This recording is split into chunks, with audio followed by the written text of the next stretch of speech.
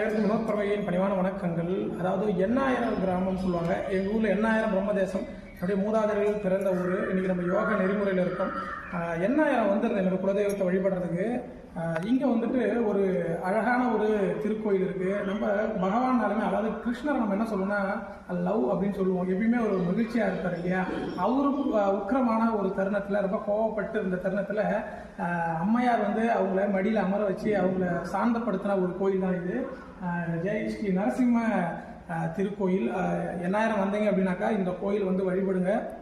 குடும்பத்தில் ஏதாவது பிரச்சனைகள் இருந்தது அப்படின்னாக்கா கண்டிப்பாக இந்த கோயில் வந்து தீர்த்து வைக்கும். இங்கே இருக்கக்கூடிய கடவுள் வந்து உங்களுடைய கோபத்தை தணிக்கக்கூடிய கடவுள். இங்கே ராமானுஜருமே வந்துட்டு போன இடம். இன்னும் சொல்ல போனாக்கா நம்ம ஒரு ஆசிரியராக இருக்கோம் இல்லையா? அதாவது சதுர்வேதி மங்கலம் நம்ம சொல்கிறோம். நான் இருக்கக்கூடிய ஊர் திருபுவனையிலே சதுர்வேதி மங்கலம் சொல்லுவோம். அதே போல் இதை சதுர்வேதி மங்கலம் சொல்லுவோம். ராஜராஜ சோழர்கள் காலத்தில் கட்டப்பட்ட இந்த கோயில் அப்படின்னு சொல்கிறாங்க. அது மட்டும் இல்லாமல் நிறைய கவர்மெண்ட் இன்றைக்கி ரூல்ஸ் கொடுத்து பாருங்க. மாணவர்களுக்கு வந்து சைஃபண்டை 150 ரூபா ஸ்காலர்ஷிப்லாம் கொடுக்குறாங்க இல்லையா? அந்த காலகட்டத்திலே அதாவது ஸ்காலர்ஷிப், அதாவது மாணவர்கள் படிக்க வராங்க அப்படின்னா அவங்களுக்கு உணவுக்கான அரிசி மணிகளை நெல்மணிகளை கொடுத்ததாக இருக்குது.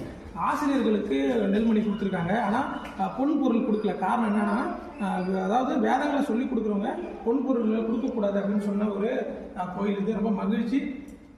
வந்து பார்த்தீங்கன்னா உங்களுக்கு ரொம்ப ஆச்சரியமாக இருக்கும். ஏன்னா ரொம்ப பழமை வாய்ந்த கோயில்.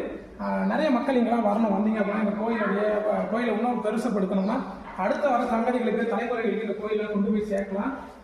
இப்போதான் பூஜை நடத்துறதுக்கு இருக்காங்க. மூலவரை காட்ட முடியாது. மற்ற இடத்துலாம் பாருங்கள். நாங்கள் சிறு வயசில் இந்த ஊருக்கு வந்து நாங்கள் விளையாடி இருக்கோம். ஏன்னா இது பக்கத்து ஊர் தான் நம்மளுக்கு திருநந்திபுரம் அப்படின்னு சொல்லுவோம். இது எண்ணாயிரம். ரொம்ப மகிழ்ச்சியான இருக்கும். வந்து பார்த்திங்கன்னா நல்லா காற்றோட்டமாக இருக்கும். நம்ம திருப்பூணில் இருக்கக்கூடிய பெருமாள் கோயிலுமே அதுக்குமே திருப்பூனை சதுர்வேதி மங்கலம் அப்படின்னு சொல்லுவாங்க. இதே சதுர்வேதி மங்கலம் சொல்கிறாங்க. ரொம்ப மகிழ்ச்சி.